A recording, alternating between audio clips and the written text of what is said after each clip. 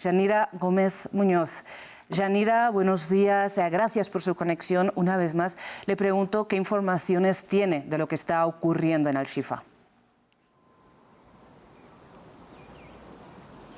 El ejército de Israel había atacado los alrededores del hospital Al-Shifa y desde el sábado mantenía un asedio total sobre el complejo, pero desde anoche lleva a cabo una redada dentro del hospital de Al-Shifa, el más grande dentro de la franja de Gaza, que ha denominado esta redada como una operación precisa y selectiva con soldados que se han adentrado dentro del complejo. En una parte, había dicho el ejército, pero sabemos que ahora, como desarrollaremos, que han sido en diferentes edificios y que están escaneando infraestructura posible del grupo islamista Hamas, así como algunos milicianos. Es decir, de parte del ejército israelí lo que nos comunican es que no hay indicios de presencia de rehenes. Dicen haber encontrado armas, eso sí, dentro del complejo y que habrían entrado material médico e incubadoras puesto en la entrada del hospital. Pero por la otra parte, que es de las organizaciones humanitarias y de todos esos testigos que están dentro del hospital Al-Shifa, pues lo que sabemos es que la Organización Mundial de la Salud ha perdido contacto y que estos son entonces nuestros ojos y oídos de lo que ocurre dentro, aparte de la versión del ejército de Israel. Por una parte tenemos al doctor Ahmed Mohalalati, que notificó a Reuters que desde anoche se han escuchado tiroteos fuera y dentro del hospital, que un tanque entró y se estacionó en la entrada del Al-Shifa,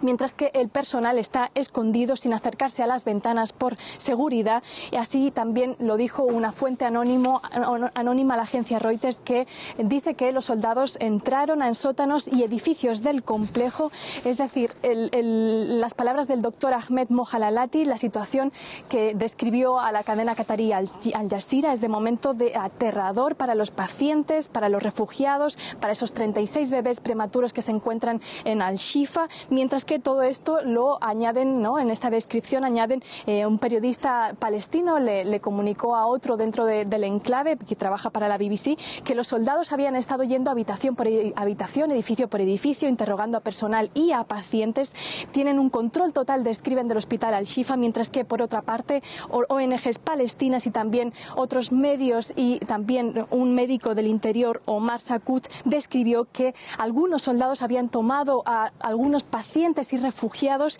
que los habían, aunque estuvieran heridos, los habían tomado,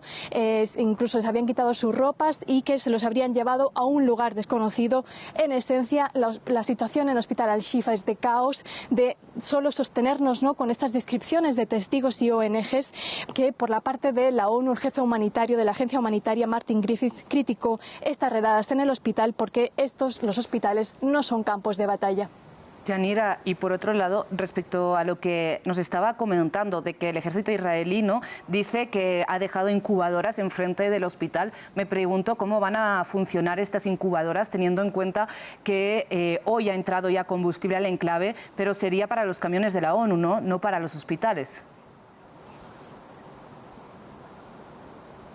Exactamente, solo una precisión sobre estas incubadoras que el ejército habría proporcionado. Según el ejército,